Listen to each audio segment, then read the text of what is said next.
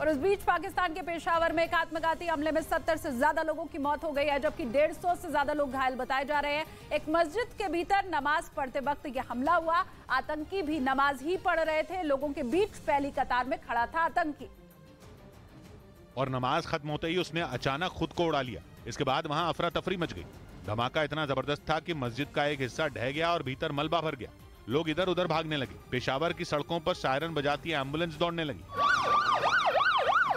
कुछ लोग तो घायलों को कंधे पर उठाकर भागते दिखे। हॉस्पिटल के मुताबिक घायलों में करीब 15 लोगों की हालत नाजुक है। उधर रिलीज से पहले ही विवादों में घिरी फिल्म पठान ने 5 दिन के अंदर करीब 550 करोड़ रुपए की कमाई कर ली। रिलीज के बाद पहले वीकेंड में इस फिल्म ने भारत और अमेरिका में पिछले सारे रिकॉर्ड तोड़ दिए, क्योंकि दुनिया भर में पठान को इतने लोग देखने पहुंचे कि इस फिल्म ने रिलीज के 5 दिनों के अंदर ही करीब 550 करोड़ रुपए कमा लिए। सिर्फ भारत में ही पठान की कमाई 275 करोड़ रुपए के पार पहुंच गई और फिल्म ने सबसे तेजी से 200 करोड़ की कमाई वाले क्लब में शामिल होने का इतिहास बना लिया। इसी के साथ इस फिल्म ने कमाई के मामले में KGF 2 और बाहुबली 2 के हिंदी वर्जन का रिकॉर्ड भी तोड़ दिया।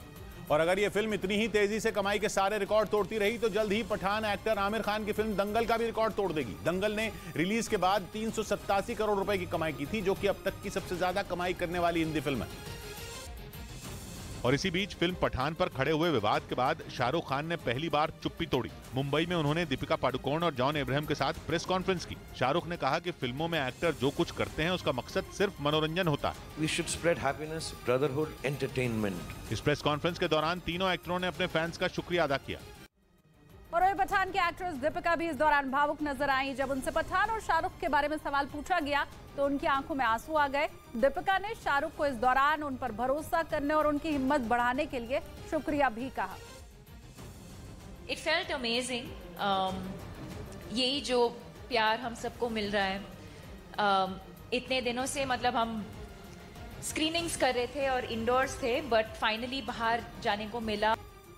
अमेरिकी वायुसेना के एक बड़े अधिकारी ने चेतावनी दी कि 2025 में अमेरिका और चीन की जंग हो सकती है। अमेरिका और चीन का झगड़ा कोई नई बात नहीं है, लेकिन ये नई चेतावनी डराने वाली है, क्योंकि फिलहाल दोनों देशों के बीच कोल्ड वॉर जैसे हालात हैं। यानी अमेरिका और चीन एक दूसरे पर खुलकर वार नहीं कर रहे। वो अलग बात है कि ताइवान के मुद्दे पर दोनों के बीच तनातनी बढ़ चुकी है। यूक्रेन जंग के बाद तो अमेरिका और चीन खुलकर एक दूसरे के खिलाफ जहर उगल रहे हैं। यही नहीं, अमेरिका ने चीन को आर्थिक नुकसान पहुंचाने के लिए भी कई दांव चले।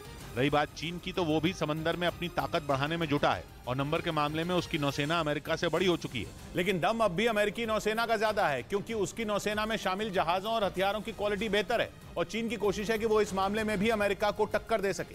अमेरिकी वायुसेना के अधिकारी ने इन्हीं बातों का जिक्र करते हुए एक चिट्ठी लिखी, जिसमें उन्होंने लिखा कि उन्हें लग रहा है कि 2025 में अमेरिका और चीन का युद्ध होने वाला है, क्योंकि शी जिनपिंग तीसरी बार सत्ता में लौट चुके हैं। मैंने नहीं देखा इस तरह का चीट, इस तरह का क्रिमिनल माइंड पूरे जेल स्टाफ को ब्राइब कर देगा। मैं सोच भी नहीं सकता था। गवर्नमेंट फंक्शनरी को इम्पर्सनेट करता था, आवाजें बदलता था। टारगेट भी बहुत पावरफुल धनवान लोगों को करता है। ये एक ही चीज से रुक सकता है, अगर आप इसकी जीभ काटें। न्यूज चैनलों के इतिहास में पहली बार न्यूज 18 इंडिया की web series FIR number 208 streaming 3 February 9 PM